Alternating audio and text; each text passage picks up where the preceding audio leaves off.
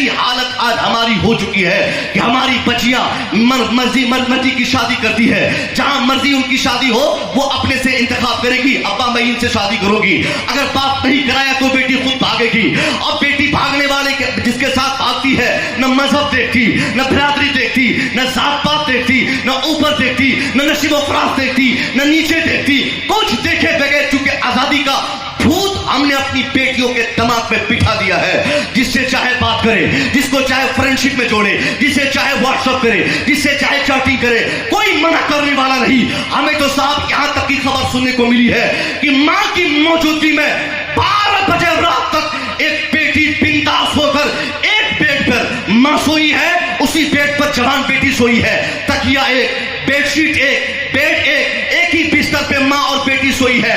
12 बजे रात तक अपने फ्रेंड और अपने चहीते से उसकी बेटी बात करती है, मगर मां को यह जरूरत नहीं कि बेटी का मोबाइल छीनकर 2-4 चूते उनके सर पे मारकर उन्हें कहे कि बेटी ये कैसी बदतमीजी। हमसे दुनिया आबाद रहे, हमसे दुनिया को भलाई का रास्ता मिले, हम लोगों को अच्छाई का रास्ता बताएं, बुराइयों से हमेशा लोगों को बात रखें। ये सबसे बड़ी प्राथमिकता एक मुसलमान होने की हम में यह होनी चाहिए कि हमारे आगे अगर कोई बुराई करे तो हम अपनी ज़बान से, पहले तो हाथ से, उसके बाद ज़बान से, फिर अल्लाह के रसूल ने तीसरा ऑप्शन देते हुए फरमाया कि अपने दिल से उसे हम बुरा जाने। ये 3 ऐसे ऑप्शंस इस्लाम के मानने वालों के लिए अल्लाह के रसूल ने अता फरमाए। अब बताइए इस्लाम कितना सुथरा और बेस्ट मज़हब है, जिस मज़हब की तहजीब में से है कि हम मुसलमान जहाँ रहेंगे वहाँ ना गंदगी होगी, वहाँ ना बुराई होगी, वहाँ ना खराबी होगी, वहाँ ना बदतमीजी होगी, वहाँ ना बेहयाई होगी, वहाँ ना झूठ कोई बोलेगा, वहाँ ना किसी पर कोई अत्याचार करेगा। ये मुसलमानों के खासा में से इनमें से कोई चीज़ है ही नहीं, मगर हमने अपनी पहचान आज की इस तारीख में धीरे धीरे तब्दील कर ली है। आज झूठ बोलना हमारी पहचान बन चुकी है, आज बेहयाई करना मुसलमानों की एक शान हो चुकी है। मुसलमान अपनी नाकामी की वजह तलाशते हुए खानकाहों में भटकता है, मदरसों में भटकता है, आलिमों से तावीज़ात लेता है, कहता है हजरत मेरी तबाही हो गई, मेरी बर्बादी हो गई, बेटा कमा रहा है, भाई कमा रहा है, मैं कमा रहा हूँ, हम तरक्की नहीं कर रहे, हम परेशान हाल है, हमारे बच्चे क्यों मारे जाते, समाज क्यों जलाया जाता। अलबत्ता पूरी दुनिया की मैं बात करूं, इस वक्त पूरी दुनिया में कोई एक खाली जमीन मुसलमानों की ऐसी नहीं जहां मुसलमान अपने को आज की तारीख में 100% सुरक्षित महसूस करे। कहने को 57 ममालिक हमारे हैं, कहने को 150 करोड़ से ज्यादा तादाद पूरी दुनिया में हमारी है, मगर इसके बावजूद हर शाम टीवी स्क्रीन पर हमारे बच्चों के लहू बहने की खबरें आती है। हर सुबह अखबारात पढ़ते वक्त हम रोने लगते हैं कि हमारा घर जलाया गया, हमारा माशरा जलाया गया, हमारी तहजीब मिटाने की कोशिश की गई, हमारे बच्चों को पीटा गया। आखिर ये सारी तबाहियों की वजह क्या हो सकती है?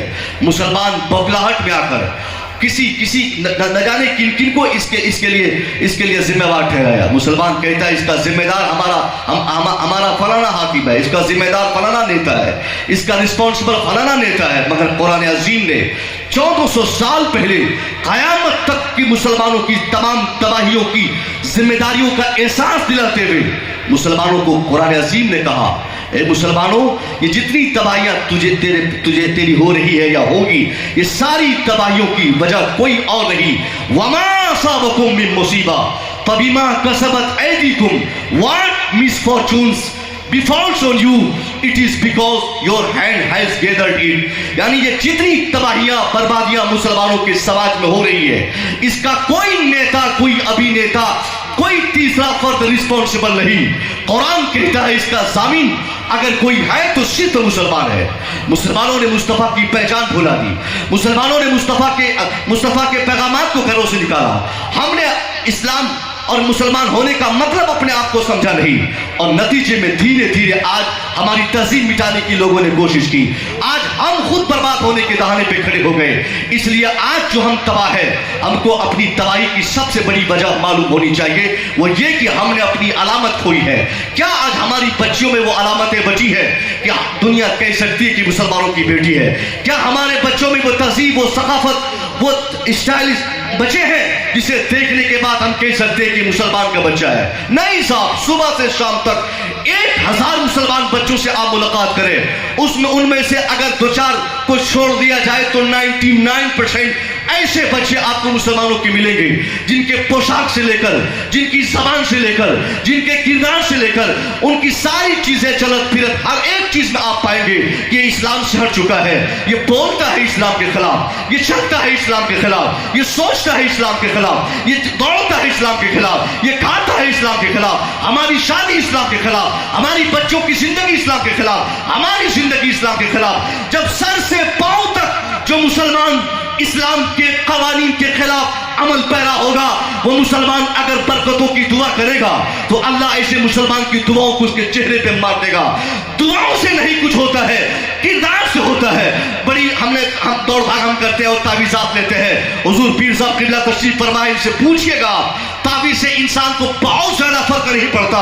अगर आदमी 100% अपनी तब्दीली चाहता है तो इंसान की तब्दीली का सारा राज़ो रुमूस उनके किरदार पर मुनहसर है। एक आदमी किसी मौलवी, हाफिज, कारी, पीर की बारगाह में जाकर तावीज़ ले न ले, वो बाकायदा मुसलमान बन जाए, सर से पांव तक उनको देखने वाला देख कर कह सके कि वाकई ये मुसलमान है। खुदा की कसम, जो इंसान ऐसा रहेगा वो इंसान कोई किसी खान का या किसी मौलवी के पास जाकर तावीज़ ले न ले, अल्लाह की तरफ से 100% रहमतों बरकतों की बारिशें उनके घरों में होंगी। उनको दौड़ने और भागने की जरूरत नहीं पड़ेगी। मगर ये बेचैनी बता रही है हमने इस्लाम का उल्लंघन किया है, हमने कुरान के कवानीन को तोड़ा है, हमने मुस्तफा के फरमान को घरों से निकाला है, हमने मुस्तफा के साथ पर न तो अपनी बेटी को चलाने की तरबियत दी, न तो अपने बेटे को हमने सबक सिखाया। पैसों की फरावानी, अय्याशी में हम उतर गए। ये पैसे और अय्याशी ने हमारी दुनिया और आखिरत की राहों को तब्दील कर दिया। नतीजे में हम आजाद हुए, हमारे बच्चे आजाद हुए, हमारी बेटी आजाद हुई। इस आजादाना माहौल में कोई किसी को समझाने वाला नहीं। अगर कोई मौलाना, कोई हजरत खिताब करते हुए हमारी बच्चों की तहजीब, हमारी सकाफत की बात अगर करे तो 2 दिनों में हम उनको अपनी मस्जिदों से निकाल देंगे। हमारी स्टेज पर अगर कोई खतीब आकर हमारी बच्चों के हया और पर्दे और उनके निकाब और हिजाब पर खिताब करे तो ये हमें बर्दाश्त नहीं। अगर कोई खतीब हमारे स्टेज से खिताब करते हुए हमारे समाज की इस्लाह के लिए अगर सर से पांव तक हमें नंगा करना चाहे तो हम उस खतीब को नंगा करके अपनी स्टेज से बाहर कर देंगे। हमें पसंद नहीं कि कोई हमारी तनकीद करे, हमें पसंद नहीं कि कोई हमारी क्रिटिसाइज करे। हाँ साहब, अगर गलती आपने की है तो आपको सुनने की ताकत रखनी पड़ेगी।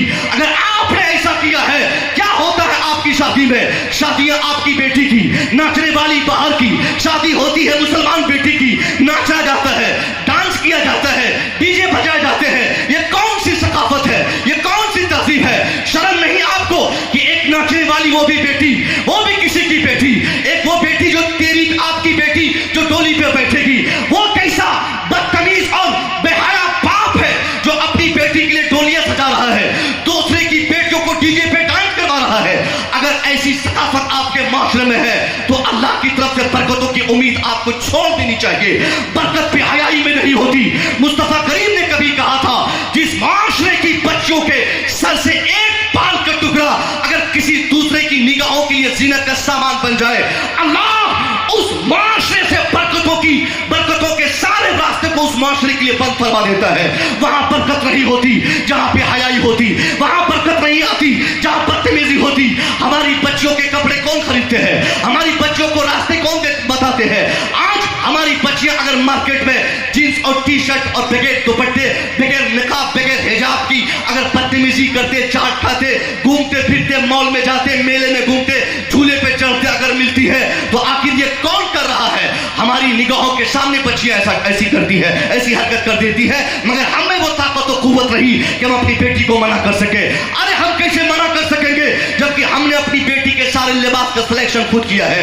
एक माँ अपनी मर्जी से बेटी के कपड़े का इंतखाब करती है। माँ की मौजूदगी में बेटी कपड़ा पहनेगी, बाप की मौजूदगी में बेटी कपड़ा पहनेगी, भाई की मौजूदगी में बेटियां बदतमीजी करेंगी, बहनें बदतमीजी करेंगी। मैं पूछना चाहता हूं, यही एक तरबियत की कमी है। हम आजाद हुए, हमने अपनी बच्चियों को आजादी का माहौल दे दिया। नतीजे में जैसी फिक्र हमारी थी वैसा ही दर्स और वही सबक हमारी बच्चियों को मिला और हमारी बच्चियां सबक पाकर आगे बढ़ती चली गई और ये फिक्र उनके दिमाग में आ गई कि इस्लाम कुछ नहीं, कुरान कुछ नहीं, कानूनी इस्लाम कुछ नहीं, हम आजाद है, हमारा ख्याल आजाद है, हम जहां चाहे जाए, हम जो चाहे करें, हम जो चाहे बोले, हम जो चाहे पहने। नतीजे में आज क्या निकला, एक दिन बदलते बदलते ऐसी हालत आज हमारी हो चुकी है कि हमारी बच्चियां मर्जी की शादी करती है, जहां मर्जी उनकी शादी हो वो अपने से इंतखाब करेगी, अब्बा मैं इनसे शादी करूंगी, अगर बाप नहीं कराया तो बेटी खुद भागेगी। और बेटी भागने वाले जिसके साथ भागती है न मजहब देखती, न बिरादरी देखती, न जात पात देखती, न ऊपर देखती, न नसीब फराज देखती, न नीचे देखती, कुछ देखे बगैर चूंकि आजादी का भूत हमने अपनी बेटियों के दिमाग में बिठा दिया है। जिससे चाहे बात करे, जिसको चाहे फ्रेंडशिप में जोड़े, जिसे चाहे व्हाट्सएप करे, जिससे चाहे चैटिंग करे, कोई मना करने वाला नहीं। हमें तो साहब यहां तक की खबर सुनने को मिली है कि मां की मौजूदगी में 12 बजे रात तक एक बेटी बिंदास होकर एक बेड पर मां सोई है, उसी बेड पर जवान बेटी सोई है, तकिया एक, बेडशीट एक, बेड एक ही बिस्तर पे मां और बेटी सोई है। 12 बजे रात तक अपने फ्रेंड और अपने चहीते से उसकी बेटी बात करती है, मगर मां को यह जरूरत नहीं कि बेटी का मोबाइल छीनकर 2-4 चूते उनके सर पे मारकर उन्हें कहे कि बेटी ये कैसी बदतमीजी, किस अनजान व्यक्ति से बात कर रही हो, ये कौन तेरे खाला का लड़का, ये कौन समाज का लड़का, ये कौन अजनबी तुझसे बात करता है। मगर मां को तो भूत सवार है, ये लड़का दामाद बनने वाला है, 2 साल के बाद सऊदीया से आएगा, 6 महीने के बाद दिल्ली से आएगा, मोबाइल इसने दिया है, बेटी का कपड़ा इसने भेजा है, अच्छा लड़का है, ये भले बात कर रही मेरी बेटी, ये लड़का मेरा दामाद बनेगा तो पता नहीं कितना मेरी बेटी से मोहब्बत करेगा और कितनी मोहब्बत करेगा और किस तरह चाहेगा, क्योंकि शादी से पहले मोबाइल दिया है। मैं कहना चाहता हूं साहब, ये मोबाइल का गिफ्ट देना, ये कपड़ों का गिफ्ट देना, ये तोहफा तोहफा किसी की बेटी को भेज देना और बखुशी बेटी की मां और बेटी का बाप जो कबूल करता है, यही लानत उसके घर पे आती है। इसी नहूसत की बुनियाद पर उसकी बेटी 4 दीवारी में रहने के बावजूद ज़िना जैसे बदतमीज औयात अमल को करने पर मजबूर होती है। बेटियां छलांग लगाकर दीवार तोड़ के भागती है। आज हमारा माशा लूट जाता है, मगर वो चालाक लड़का शादी करेगा सऊदीया से आने के बाद, शादी करेगा 1-6 महीने के बाद, शादी होगी ईद के बाद, मगर रमजान से पहले, मुहर्रम से पहले, 8 महीना 10 महीना पहले एक सेट कपड़ा और एक 15,000 का मोबाइल और एक सिम कार्ड उसने अम्मी जान को देके कहा कि बेटी को दीजिएगा, वक्त जरूरत मुझसे बात होगी। मगर उसकी मां को इसका अंदेशा नहीं। चालाक लड़का सिर्फ 15,000 का मोबाइल गिफ्ट करके वो अब क्या क्या बैठ के सऊदीया से जानेगा। अब वो 12 बजे रात तक मेरी बेटी से बतियाएगा, मेरी बेटी उठेगी लड़का फोन करेगा, मेरी बेटी नाश्ता पकाएगी लड़का फोन करेगा, क्या पकाई हो, क्या पकाने जा रही हो, क्या खाई हो, कहां गई थी, कहां से आई हो, बाप क्या करता है, भाई क्या करता है, मां कहां जाती है, बहन कहां जाती है, तेरे घर पे कौन आता है, क्यों तेरा खाला का बेटा आया, क्यों चाचा के बेटे से बात करती हो, क्यों कोई समाज का लड़का आता है। 50 तरह के सवाल 24 घंटे में वो बैठकर सऊदीया में, दोहा, कतर, ओमान में वो लड़का वहीं से हमारे घर की तमाम खबर मालूम कर लेता है। अब ईद के मौके से जो शादी की तारीख बनी थी, ईद आने से पहले पहले लड़का व्हाट्सएप पर किसी को मैसेज करके मुतनाफा करते हुए कहता है, बोल देना उस लड़की के बाप को कि उस बदतमीज घर में मेरी शादी नहीं होगी। उसकी बेटी बदतमीज, उसकी बेटी बदतमीज, घर के हालात सही नहीं, बाप अच्छा नहीं, बेटी अच्छी नहीं, भाई अच्छा नहीं।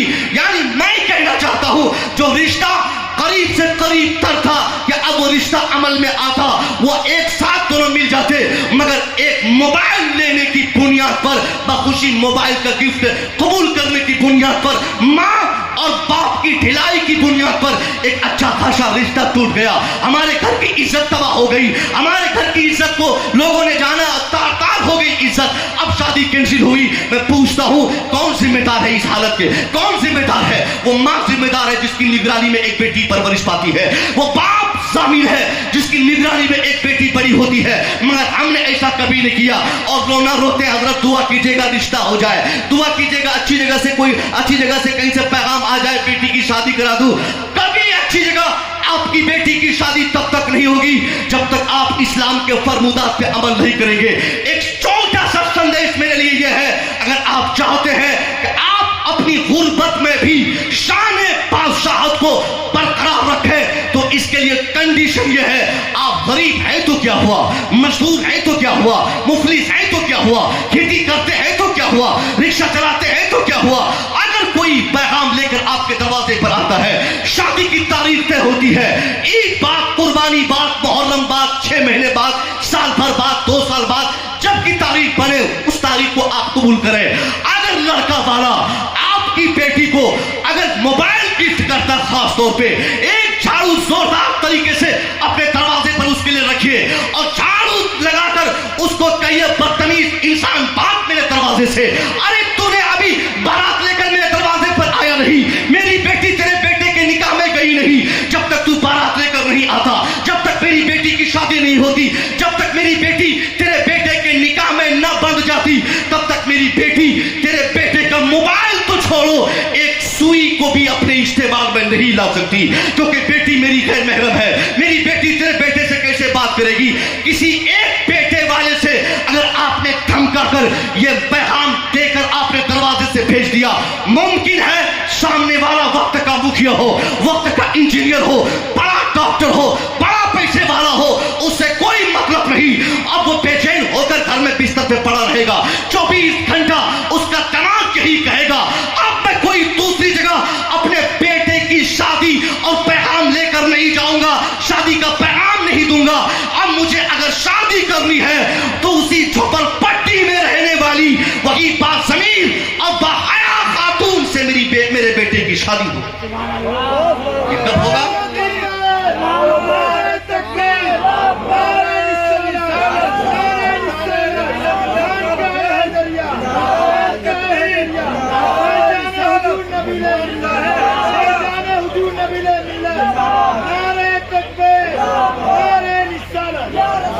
मगर हमने कभी इसको सोचा तक नहीं कि जिन बच्चों को आज हमने ढील दिया है, जिन बच्चों को आज हमने आज़ादी दी है, ट्यूशन के नाम पे, ट्यूटर के नाम पे, कॉलेज के नाम पे, तालीम के नाम पे, हमारे खैबाने में, ये ताजुब की बात है साहब, ये कैसे हमारी अक्ल फैसला कर गई कि बेटी अभी मैट्रिकुलेशन एग्जाम पास आउट नहीं की है, उसके हाथ में 25,000 का एंड्रॉयड मोबाइल हम थमाते हैं। बस यही एक फ़ायदा हमें दिखता है कि बेटी ऑनलाइन एजुकेशन लेगी, शिक्षा लेगी, ट्यूशन पढ़ेगी, मगर हमें नहीं मालूम कि जिस तालीम के फ़रोग़ के लिए हमारी बेटी ने मोबाइल डिमांड की और मैंने उसे गिफ्ट किया, उसी मोबाइल के ज़रिए 50-50 फ्रेंड्स हमारी बेटी के अकाउंट में ऐड होते रहेंगे। रात की तिहाई में उठ कर मेरी बेटी बातें करेगी। एक होशमंद बाप के लिए उनके घर को बनाने का ये सबसे बेस्ट फार्मूला है कि अपनी बेटी चाहे जितनी जिद्दी हो, चाहे जितनी प्यारी हो, अपनी बेटी को 2 तमाचा अभी मारेंगे, ये बहुत ज़्यादा नुकसान नहीं होगा। मोबाइल 25,000 का ईंट और पत्थर में दबाकर ठगोश कर उसे तबाह कर देंगे, ये बहुत बड़ा नुकसान नहीं होगा। उस नुकसान के मुकाबले में जो हमारी बेटी हमारे घर की इज्जत को तार-तार कर देगी। खबरदार, अब अपनी बच्चों को मोबाइल की तहजीब से दूर रखें। जब तक शादी न हो जाए, बच्चों के लिए मोबाइल का इस्तेमाल आप हराम, शराब से ज्यादा हराम समझें।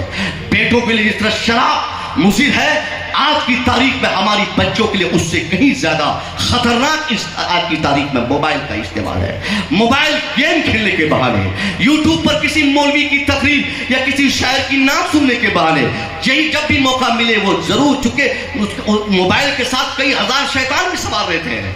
अब उंगली में सारी ताकत है साहब, फेसबुक उसी मोबाइल में है, व्हाट्सएप अकाउंट उसी मोबाइल में है, ट्विटर उसी अकाउंट में है। आप कितना रोकेंगे कि बेड पर कंबल के नीचे, बेड पर लेटी हुई कंबल के नीचे अंदर में हमारी बेटी मोबाइल में वो यूट्यूब देख रही, चूंकि आजकल ऑटो मोड में गाने चलते हैं, ईयरफोन, ब्लूटूथ, 50 तरह के ऐसे इंस्ट्रूमेंट आ चुके हैं जिससे आपको इसका इल्म तक नहीं होगा कि सामने वाला, मेरे सामने बैठा हुआ इंसान क्या कर सकता है। इस तहजीब से अपनी बच्चियों को आप वादा कीजिए कि आज से हम अपनी बच्चियों को आज़ादी दिलाएंगे, वरना ये इज्जत बचने वाली नहीं। हमारी बच्चों को लोग उनकी इज्जतों को तार-तार करने के लिए समाज में 1-2 नहीं 50 तरीके से लोगों ने रास्ते खोल रखे हैं। हमारी पुरानी तहजीब को मिटाने के लिए, कुरानी फार्मूले से हमारी बच्ची और बच्चियों को दूर करने के लिए 50 तरह से लोगों ने रास्ते तय किए हैं, और हमारा समाज बर्बाद करने के लिए, हमारा मन कुरान से हट जाए, हमारी तहजीब को मिटाने के लिए, कुरानी फार्मूले को घरों से निकालने के लिए ये मोबाइल का कल्चर हमारे घरों में दिया गया है। अल्लाह के वास्ते इससे अपनी बच्चों को दूर रखिए। और मैं अपनी बेटियों से कहना चाहूंगा कि अगर आपके समाज का कोई नादान, कोई वैसी लड़का अगर ये कहते कि मैं तुमसे मोहब्बत करता हूँ, क्योंकि ये जुमला बहुत ज्यादा राय है साहब, मैं बहुत मोहब्बत करता हूँ, मैं तुम्हें जान दे दूंगा तेरे लिए, मैं जान दे दूंगा वाला, मैं भी एक जलसे में बोला था, लोगों ने कहा वाकई में ऐसा होता है, मुझे जरूरत महसूस हुई, बात अचानक याद आ गई।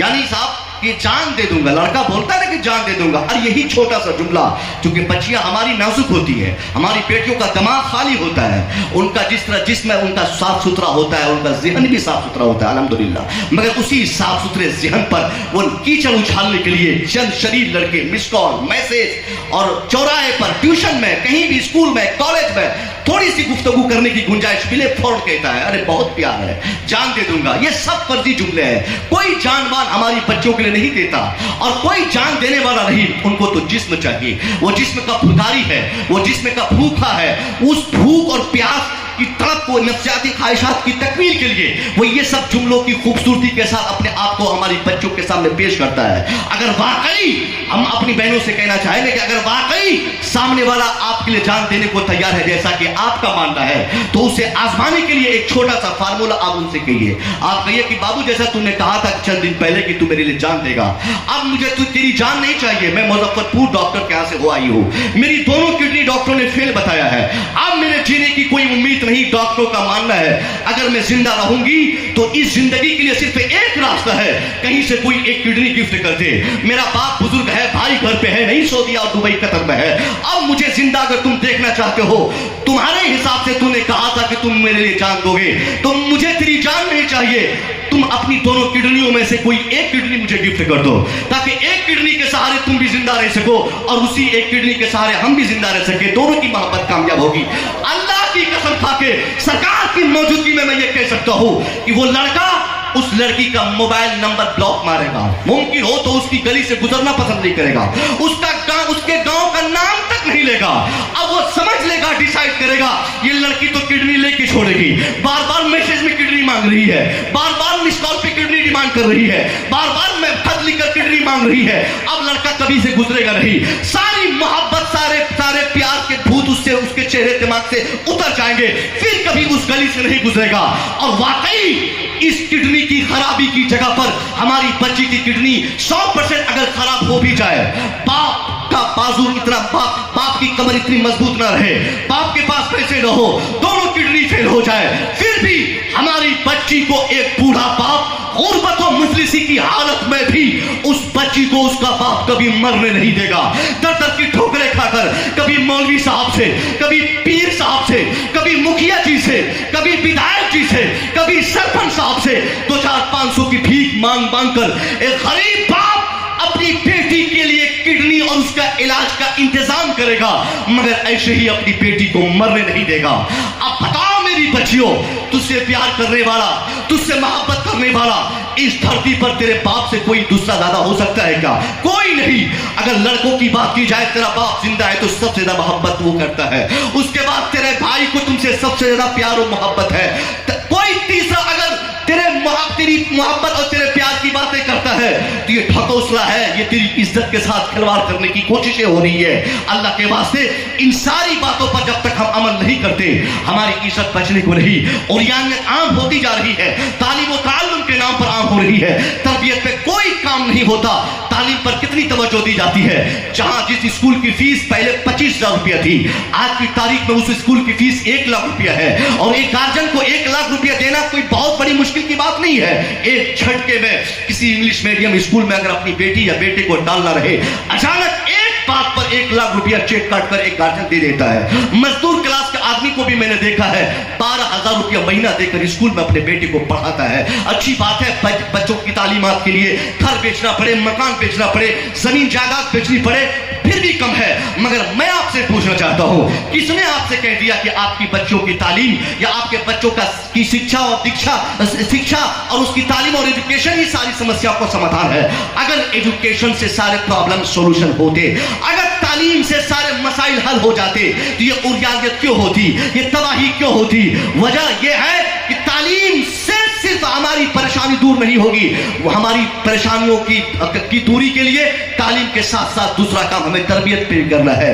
तरबियत पर किसी का फोकस नहीं, किसी की तवज्जो नहीं। पैसा खर्च करने में सब आमादा है, पैसा खर्च करने के लिए सब आमादा है, सब आगे आता है। हजरत ये लीजिए पैसा, ये तनख्वाह। मैं कहना चाहूंगा साहब, आप पैसा खर्च करें ना करें, अगर अपने बच्चों का बेहतर मुस्तकबिल आप चाहते हैं तो अपने बच्चों को बहुत ज्यादा ना पढ़ाकर बहुत ज्यादा बहुत अच्छी तरबियत देने की आपको जरूरत है।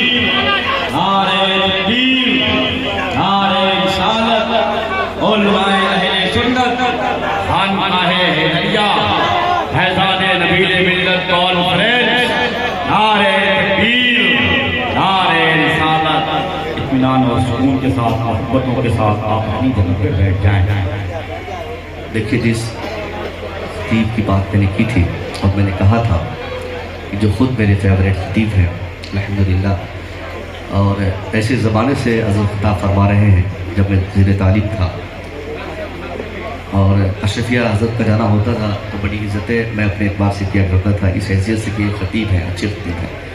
और इस वक्त अगर मुझे इनकी असरियत के छींटे अगर हमें मिले हैं तो ये हमारे बुज़ुर्गों का करम है। यकीनन मैं सोचा तक नहीं था कि मेरी तकरीर आप इस संजीदगी से आप समाप्त करेंगे। ये सरकार नबी मिल्लत का फैज़ान बरस पड़ा और हुजूर की निगाह करम हो गई, मैं बोल चला। और आखिरी बात, चूँकि एक खतीब जब आ जाए तो दूसरे खतीब के लिए वार्निंग होती है कि साहब अब तुम नतीजा पर आओ वरना फिर बैठा दिए जाओगे, चूँकि बात बहुत ज़्यादा हो गई।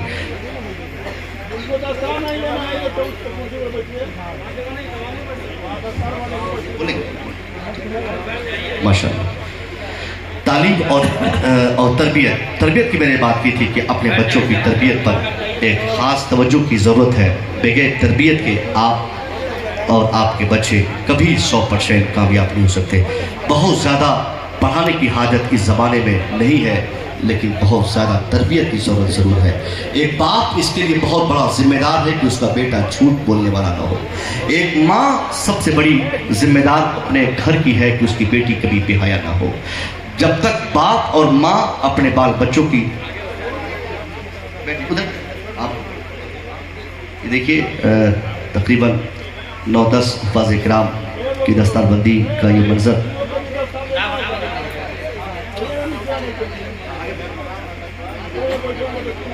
ये बहुत बड़ी बात है। यकीनन कमेटी के लोग और इस मदरसे से जुड़े हुए तमाम अफराद काबिल मुबारकबाद है।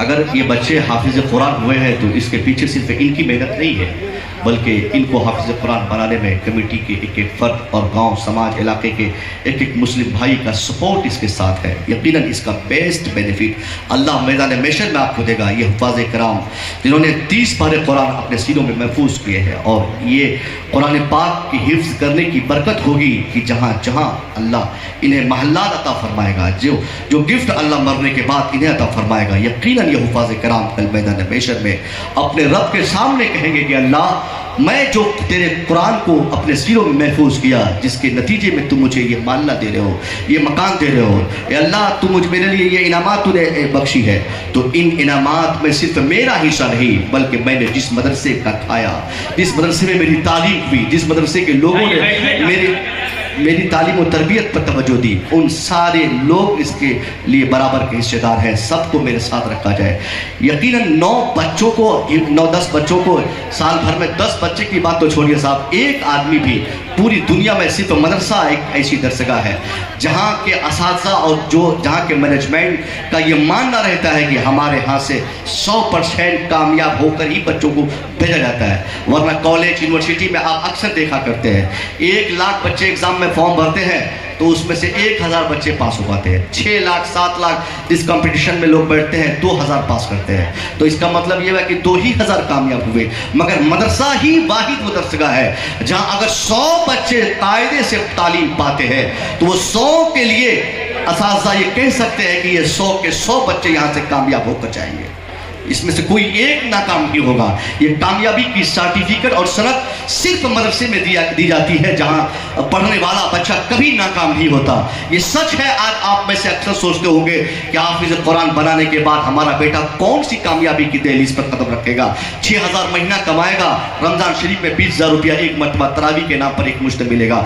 इससे जायद कोई दूसरी कामयाबी तो हमें नजर नहीं आती। मैं कहना चाहूंगा साहब कि वो आदमी सोचे जो अपने बेटे को एमए पढ़ाया, बीएड कराया, नाकाम हुआ, लास्ट में बेटा चना बेच रहा है मुंबई में, चना दिल्ली में ईंट हो रहा है, कोई मूंगफली बेच रहा है, कोई सऊदीया जाके बेचारा भेद चढ़ा रहा है। लेकिन वो जाहिल नहीं है, पढ़ा लिखा है, उसके पास एमए की सर्टिफिकेट है, उसके पास डिग्रियां हैं। मगर उसने और उनके घर वालों ने कभी सोचा था, तौहीन की थी आलिमों की, बेइज्जती की थी हाफिज कुरान की, मदरसे में पढ़ने वालों के ताल्लुक से एक कॉन्सेप्ट दिया था कि मदरसे में पढ़ाऊंगा तो बेटा नाकाम हो जाएगा, उनको कमाने की ताकत नहीं रहेगी, वो उस बच्चे से कोई शादी करने को तैयार नहीं होगा, वो घर नहीं चला पाएगा।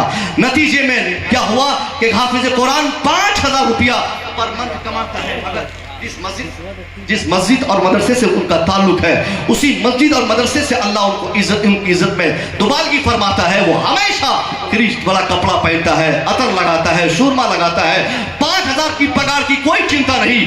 अल्लाह कभी किसी हाफिज कुरान को ऐसा दिन और ऐसी रात नहीं देता वो टेंशनाइज होकर सोए। वो इस चिंता में हाफिज कुरान सोते हैं कि सुबह हमें हमारी फजर की नमाज न छूट जाए, सुबह की कहीं अजान न छूट जाए। वो इस चिंता से अपना दिन गुजारते हैं, कहीं कमेटी में कोई फर्द हमसे नाराज न हो जाए, कहीं कोई मिसअंडरस्टैंडिंग न हो जाए। तो लाख बेटे को बीए आलिम फाजिल, वो जो डिग्री वाली आलिम फाजिल की डिग्रियां होती है वो कराने से बेहतर है अपने बेटे को हाफिज कुरान बनाया जाए। कम से कम हमारा बेटा अपनी दुनिया और आखिरत को तबाह करने से अपने आप को बचा ले। कम से कम जायज नाजायज की का शौक और ज़ौक़ उनके दिल में 24 घंटा रहे कि ये जायज़ है, ये नाजायज़ है, यहाँ नहीं जाऊँगा, ये नहीं करूँगा। तो ये जिस दरसगाह में ये तरबियत दी जाती है, उसी दरसगाह का नाम मदरसा है, उसी दरसगाह का नाम ज़ियाउल उलूम है। ज़ियाउल उलूम में जो बच्चा कायदे से 2 साल तालीम पाएगा, मैं कह सकता हूँ हमारा बेटा 5 साल इंजीनियरिंग करता है मगर बर्बाद हो जाता है, डॉक्टर बनता है बर्बाद हो जाता है, तबाह हो जाता है, चोरी की लत लग जाती है। आज मुजफ्फरपुर हो, पटना हो, दरभंगा हो और क्या कहते हैं साहब गोरखपुर हो, कहीं के डॉक्टर को आप देखिए उनमें चोरी की लत लग जाती है। पेशाब का पैसा, पखाना का पैसा, खून का पैसा, वो जांच का पैसा, 50 तरह के पैसे वो लेते हैं। हालांकि गरीब नहीं है, उनका मकान एक हाफिज कुरान के मकान से बड़ा है, उसका बाप अमीर है, उसके पास फॉर्चुनेट कार है, उनके पास पैसों की फरावानी है, उसका अपना मेडिकल कॉलेज है, उसका एक अपना चैम्बर है जो एयर कंडीशन है, उसमें वो बैठता है। मगर 24 घंटा 50 रुपए की कमाई की चाहत को कंप्लीट करने के लिए वो 1000 की जांच लिख देता है 50 रुपया कमाने के लिए। अगर किसी जांच से उसको 25 रुपया मिलना रहे तब भी वो जांच लिखवा देगा कि जाओ पहले खून जांच करा के आओ। उसको मालूम है कि एक मामूली सी दवाई देंगे तबीयत सही हो जाएगी, मगर उसको ये शौक चल चुका है कि अगर हम ऐसा ही करते रहेंगे तो और गाड़ियां कैसे आएंगी और मोहल्ला कैसे बनेंगे, जमीन कैसे खरीदूंगा, कैसे करोड़पति कहलाऊंगा, अपने जिले का सबसे अमीर डॉक्टर कैसे बनूंगा। इसलिए गरीबों का खून चूसता है एमबीबीएस डॉक्टर। सब लोग ऐसे नहीं होते मगर अक्सरियत की मैं बात कर रहा हूं। मैं पूछना चाहता हूं, एमबीबीएस की भारी भरकम डिग्री लेने वाला आज चोरी की लत लग जाती, झूठ बोल के थकता रही, डॉक्टर इंजीनियर बनने वाला झूठ बोल के थकता रही, मगर ये हाफिज कुरान इनकी तनख्वाह ज्यादा नहीं है मगर कौम की खिदमत का जज्बा तो देखिए। ये न दिन देखते हैं न रात देखते हैं। रात के 12 बजे आप अपनी मस्जिद के इमाम मिसबाही साहब को फोन कीजिए कि हजरत मेरे बच्चे की तबीयत खराब है। मैं दावे से कह सकता हूँ रात के 12 बजे ठीक उसी टाइम पे अपने बगल के किसी झोला छाप डॉक्टर को आप फोन लगाइए कि बेटा मेरा बेचैन है, जल्दी से आइए। दोनों एक ही टाइम पे फोन रिसीव करेंगे। एक आपको ये कहते हुए फोन काट देंगे कि अभी मुझे बहुत तेज नींद आ रही है, तुम मेरे घर पे आओ, एक दवाई टेबलेट देंगे, ले जाना खिलाना और सही होगा, फिर उसके बाद मैं सुबह देख लूंगा। मगर हाफिज कुरान को अगर आपने फोन किया, अपने इमाम को आपने फोन किया, रात के अंधेरे में भी फोन रिसीव करके, फोन रखकर, टोपी उठाकर, जूता हो न हो, चप्पल हो न हो, वो सेक्रेटरी साहब के घर की तरफ भागेगा, वो खजांची का घर देखेगा, वो गांव के उस साहब का घर तलाशेगा जिसका बेटा को क्या हुआ? अल्लाह ने जो कुरान पढ़ने की कुव्वत इन्हें दी है, जो हाफिज कुरान ये बने हैं, वही कुरान पाक की आयतें पढ़ के पानी में दम करके हमारे बच्चे को शांत करने की अपनी पूरी कोशिश करेंगे। ये बहुत बड़ी कोशिश है और कोई मुआवजा नहीं, कोई पैसा नहीं, मुफ्त में एक टेबलेट कोई डॉक्टर नहीं देता, मगर मुफ्त में हमारी खिदमत के लिए ये 24 घंटे उलमा तैयार रहते हैं, 24 घंटे हमारे उलमा तैयार रहते हैं। मगर हमारे कुछ लोगों को हमारे उलमा की तरक्की ही पसंद नहीं है। अगर दिल इत्तफाक किसी आलिम को अल्लाह गाड़ी दे दे, मोबाइल दे दे, अभी एक साहब मुझसे कह रहे थे कि 70,000 का मोबाइल आप कैसे ले लिए? फिर थोड़ी देर बाद कह रहा क्यों ले लिए? हम कह रहे साहब मैं मौलाना हूं, मैं कौम का खादिम हूं, और जो खादिम होता है वही कौम का लीडर भी होता है, वही कौम का रहबर होता है। तुम अंगूठा छाप चोरी चपाटी करते, झूठ बोलते, मेंबर में जीत लिए, और कहां कहां तुम योजना का पैसा खाकर तुमने 25,000 का मोबाइल जब तुम खरीद सकते हो, तो मैं तो कौम का खादिम और लीडर हूं। मेरे पास 70,000 नहीं, दुनिया का सबसे कीमती मोबाइल आलिमों के पास होना चाहिए, उनके पास सबसे कीमती गाड़ी होनी चाहिए, ताकि हमारे इमाम, हमारे खतीब, हमारे आलिम, हमारे हाफिज किस रास्ते से गुजर जाए, देखने वाला देख के तड़प जाए और ये शौक पैदा करे कि बेकार में अपने बेटे को डॉक्टर बनाया, बेकार का मैंने अपने बेटे को इंजीनियर बनाया, फालतू का मेरा बेटा प्रोफेसर बनने की कोशिश कर रहा है। काश वक्त रहते मैं भी अपने बेटे को हाफिज कुरान या आलिम दीन बनाता, तो यही मुसफ़िर की तरह मेरा बेटा भी 5 लाख का मोबाइल और 30 लाख की गाड़ी भी इस्तेमाल करता। ये आप करेंगे तब ना। एक आलिम की आप इज्जत करेंगे, उसको देखकर 50 लोगों की तो तकलीफ मिलेगी, 50 लोग दौड़ेंगे, अपने बच्चों को मदरसे में भेजेंगे, मदरसे किससे जोड़ेंगे। वैसे 4.5% बच्चे पूरे हिंदुस्तान में इस वक्त, बस मैं 2 मिनट में 4.5% बच्चे मदरसों से जुड़े हुए हैं। बाकी हमारे रुझानात बता रहे हैं कि हमारी तरजीहात में से है कि हमारा बेटा इंजीनियर, डॉक्टर, प्रोफेसर बने। मैं कहना चाहता हूँ साहब, इसके लिए आप कोई नहीं रोकेगा कि अपने बेटे को डॉक्टर न बनाए। पहले हाफिज कुरान बना दें, आलिम दीन बना दे, उसके बाद कॉलेज में फिर अपने बेटे को डालें, ताकि आपका बेटा जिस मस्जिद का इमाम बने, उसी के बगल में किसी कॉलेज का वो प्रोफेसर भी रहे। जब एक इमाम प्रोफेसर भी हो और वो मस्जिद का इमाम भी हो, फिर वो किसी सिक्योरिटी को खातिर में नहीं लाएगा, फिर वो किसी खजांची की धमकी बर्दाश्त नहीं करेगा, क्योंकि उनको तो 5,000 की तनख्वाह चाहिए नहीं, वो तो मुफ्त में आज़ान देता है, वो तो मुफ्त में जब नमाज पढ़ाएगा, उनको मुलाजमत की चिंता नहीं होगी। फिर कोई शराबी गाँव में टिकने की कोशिश नहीं करेगा। 100% तबलीग तब होगी जब हमारे उलमा जब खुद ऐसे मकाम पर फाइज रहेंगे, उनको रोजी रोटी की चिंता नहीं होगी, तो वह बिंदास खिदमत करेंगे। मैं उम्मीद करूंगा कि ये मुख्तसर तरीन गुफ्तगू से अल्लाह हमें ये सबक दे कि हम और आप इन ज़रूरतों को समझें, अपने उलमा की इज्जत करें, अपने बच्चों को मदरसे से जोड़ें, और मदरसे से जोड़ने के बाद फिर मदरसे से निकलने के बाद हम अपने बच्चों की इस कामयाबी को काफ़ी न समझें, इसके पीछे और मेहनत करें, इनको कॉलेजेस भेजें, यूनिवर्सिटीज़ भेजें, असली तालीमात लें, ताकि हमारा बेटा दीनी और असली दोनों तालीमात और दोनों इदारों से तालीम पाने के बाद वो 100% दुनिया और आखिरत के लिए कामयाब हो जाए। सरकार का करम हो गया, सैयदी सरकार तशरीफ़ फरमा है। मैं आखिरी बार अक्सर जलसों में जहाँ कोई सैयदी बैठे रहे तशरीफ़ फरमा होते, मैं लोगों से कहता हूँ कि हर जलसे में लाजमी तौर पर औलाद रसूल की मौजूदगी होनी चाहिए। रूहानी एतबार से जब कोई किसी सैयदजादे मौजूद रहते हैं ना, वो महफिल मकबूल हो जाया करती है, वहाँ रूहानियत का गलबा होता है, वहाँ शैतान नहीं आ सकता। जहाँ अली का कोई शहजादा तशरीफ़ फरमा होता है, वहाँ शैतान उस पर झांक भी नहीं सकता है। सरकार का करम सीवान से पूरे हिंदुस्तान में, सीवान में बैठकर करम फरमाते हैं। हज़ारों दीवाने, हज़ारों चाहने वाले, मैंने बहुत पीर देखे, बहुत ज़्यादा पीर देखे जिनको पढ़ना नहीं आता, उर्दू नहीं आती पढ़ना, और वो भी पाजामा से कभी कभी बाहर हो जाता, बड़े बड़े आलिमों की इज्जत नहीं कर पाता। मगर खुदा की कसम, ये सैयदी किबला, इतने सैयदजादे, एक आलिम होना तो अलग बात है, डॉक्टर होना अलग बात है, इनका डीएनए कोई आम डीएनए नहीं, इनका डीएनए जब आप टेस्ट करेंगे तो सरकार मौला अली के डीएनए से इनका डीएनए मैच करता है, इनका डीएनए मुस्तफा करीम के डीएनए से मैच करता है। इनके डीएनए की इज्जत है, इनके ज़मीन और ख़मीर की हैसियत से इनके मुकाबले में इस दुनिया में कोई दूसरा शख्स नहीं हो सकता। सरकार आला हज़रत ने पाल पालकी वाले सैयदजादे को उतार के खुद आपने कांधे पर बिठाकर क्या अमली पैगाम दिया। आप और हम सब मसले का आला हज़रत के मानने वाले हैं। ये आला हज़रत ने पैगाम दिया दुनिया को। दुनिया वालों, 1000 किताब लिखना यह इंसान की मेहनत शाका पर मुनसिर है। आदमी मेहनत करेगा 1000 किताब नहीं 50,000 किताब लिख सकता है। एक आदमी मेहनत करेगा, डॉक्टर नहीं, इंजीनियर नहीं, पूरी दुनिया का सबसे बड़ा ऑफिसर बनेगा। क्योंकि जिन चीजों का ताल्लुक मेहनत से है, वो आदमी मेहनत करके मुफ्ती आजम बन जाए, आदमी मेहनत करके मुहद्दिस आजम बन जाए, आदमी मेहनत करके हाफिज कुरान बन जाए, आदमी मेहनत करके ISO IPS बन जाए। मगर पूरी दुनिया भी मेहनत कर, पूरी दुनिया मिलकर भी अगर मेहनत करे और ये कोशिश करे कि मैं एक सैयदजादे पैदा कर दूं, ऐसा नहीं हो सकता है। हम आलिम बना सकते हैं, हम अपने बच्चों को मुफ्ती बना सकते हैं, हमारा बेटा मुहद्दिस बन सकता है, मगर सैयद नहीं हो सकता। सैयद वही होंगे जिस पर अल्लाह का खुसूसी एहसान व करम होगा। इसलिए सरकार आला हज़रत ने बता दिया कि एक आदमी मुबारक तब होता है जब उनके हाथ में 1000 किताब की तसनीफात के इनामात के साथ साथ सैयदजादे का एहतराम भी उनके हाथ में रहे। कोई पीर हो ही नहीं सकता जिससे कोई औलाद रसूल नाराज हो जाए।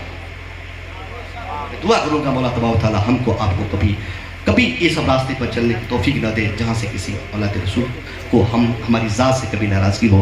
हम कोशिश करें अपनी मेहनत से, मोहब्बत से हमेशा औलाद रसूल को खुश रखें और इनकी मुस्कुराहट में ही अल्लाह की मुकम्मल जन्नत रखी हुई है। अस्तग़फिरुल्लाह रब्बी मिन कुल्लि ज़ंबि व अतूबु इलैहि। अस्सलामु अलैकुम।